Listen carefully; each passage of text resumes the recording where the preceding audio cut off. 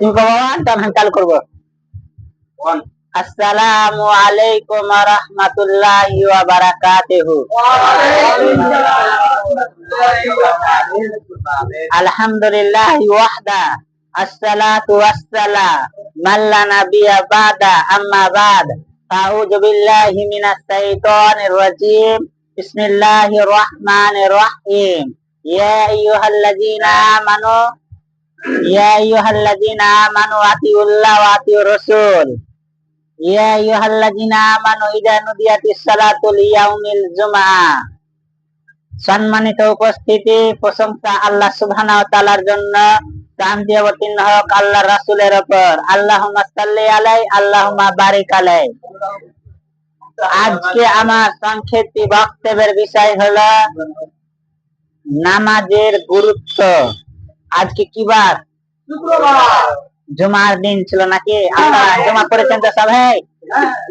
আজকে হলো শুক্রবার। আমার সংক্ষিপ্ত বক্তব্যের বিষয় হলো সালাতের গুরুত্ব।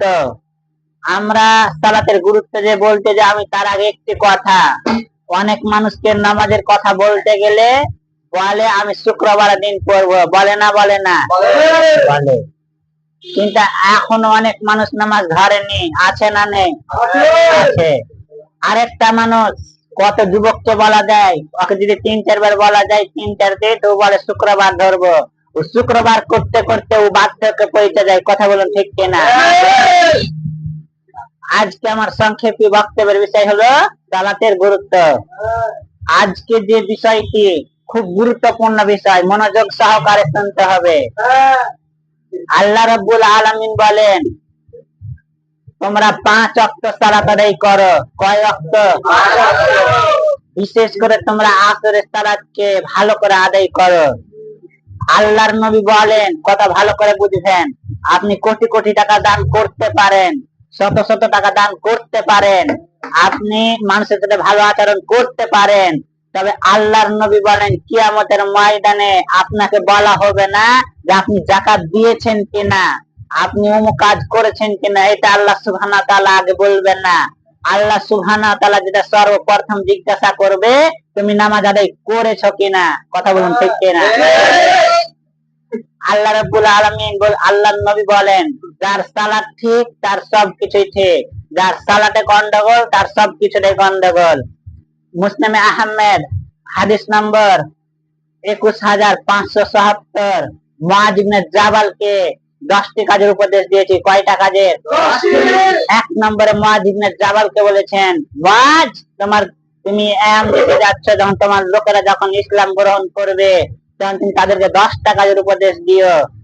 1, লা তুশরিক বিল্লাহ, তারা যেন আল্লাহর সাথে কাউকে শিরক না করে।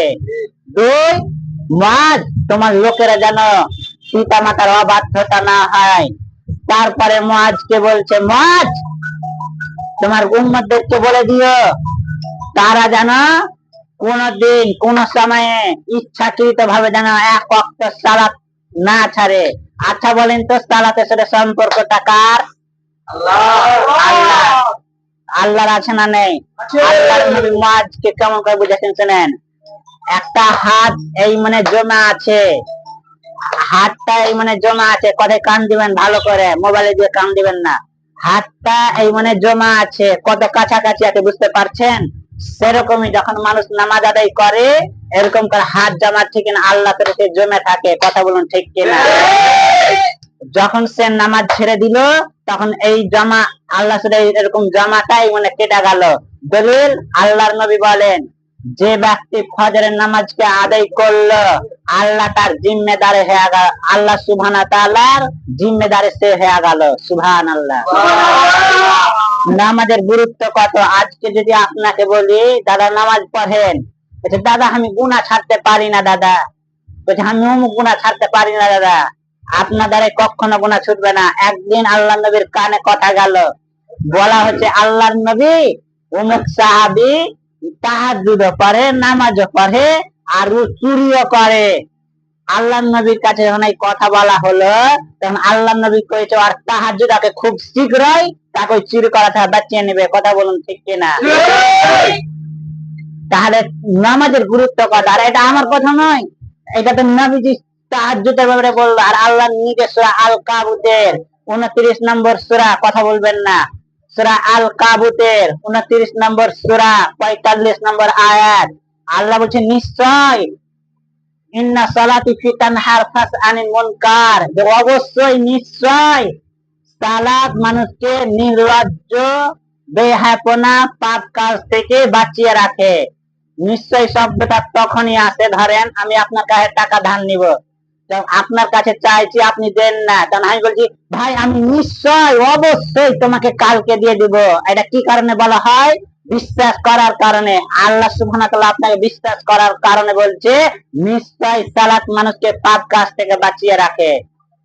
কথা ভালো করে বুঝবেন। আরেকটা, আপনি গুনাহ হচ্ছে, গুনাহ তো হবে স্বাভাবিক। আল্লাহর নবী বলেন আদম সন্তান প্রত্যেকেই পাপী, তো পাপী তো সবাই ভালো কে খয়রান খাচ্ছে আমি তাইয়্যিবুন, ওই পাপী হলো সব চাইতে উত্তম, যে পাপ হয়ে গেছে, যে আল্লাহ সুবহানাহু ওয়া তাআলার কাছে ক্ষমা চাই, ওই হলো উত্তম। আল্লাহর নবী একদিন তার সাহাবীদেরকে বলছেন, আচ্ছা সঙ্গী সাথী বলো তো, তোমাদের বাড়ির পাঁজরে যদি একটা নদী থাকে, আর ওই নদীতে যদি তোমরা দিনে 5 বার গোসল করো, তাহলে কি তোমাদের শরীরে কোনো ময়লা থাকবে? সাহাবীরা বললেন না। সাহাবীরা বললেন না। সেরকমই যখন কোন মানুষ 5 ওয়াক্ত সালাত আদায় করবে, তার কোনো গুনাহ থাকবে না। সুবহানাল্লাহ। সালাতের কত গুরুত্ব, সালাতের কত গুরুত্ব আল্লাহর নবী বলছেন না। আল্লাহ সুবহানাহু ওয়া তাআলা সূরা মুমিনের 23 নম্বর সূরা, কত নম্বর সূরা? আয়াত নম্বর 1 আল্লাহ বলেন কদ আফলাহাল মুমিনুন, আল্লাহ বলছে মুমিনগণ সফল হয়ে গেছে। আল্লাহ সুবহানাহু ওয়া তাআলা বলছে মুমিনগণ সফল হয়ে গেছে, সফল হবে না, সফল হয়ে গেছে। উদাহরণটা শুনবেন ভালো করে। একটা লোক চাকরি পেবে, কথা ভালো করে বুঝবেন, একটা লোক চাকরি পেবে, এখন কি বলবো আমরা? এখন লোকটা কি কাজ করে? ও চাকরি পেবে একদিন, সফলতা হবে একদিন। চাকরি পেয়ে গেছে, হ্যাঁ গো অমুক লোকটা কি কাজ করে? ও চাকরি পেয়ে, হ্যাঁ গো সফলতা হয়ে গেছে। আল্লাহ সুবহানাহু ওয়া তাআলা ওই কথাটাই বলছে যে মুমিনগণ সফলতা হয়ে গেছে, হবে না। আল্লাহ ফির বলছে ওয়াল্লাযীনা হুম লিফুরুজিহিম লাহাফিজুন, যাদের ভিতরে এই এই গুণটি থাকবে। এক, ওয়াল্লাযীনা হুম লিফুরুজিহিম লাহাফিজুন, যারা তাদের লজ্জা স্থানের হেফাজত করবে। যারা অনর্থক, এটা আমি আয়াত বলছি কোরআনের, যারা অনর্থক কথাবার্তা বলবে না, অপচয় কথা বলবে না, ভুলভাল কথা বকবে না, তারা হচ্ছে সফল কাম। 3, যারা সালাতের মাধ্যমে ভয় ভীতি হয়ে দাঁড়ায়। 4, যারা যাকাত দেয়, যারা যাকাত দেয়। 5, যারা সালাত আদায় করে না, সালাতে যারা যত্নবান করে। যত্নবান মানে যারা 5 ওয়াক্ত নামাজকে সঠিকভাবে ঠিক টাইমে আদায় করে, তাদের জন্য হচ্ছে জান্নাতুল ফেরদাউস। তাদের জন্য কি? আমরা জান্নাতুল ফেরদাউস চাই না? চাই না। কালকে আজকে যারা নামাজ ধরতে পারেননি, কালকে থেকে সকালে নামাজ ধরবেন ইনশাআল্লাহ।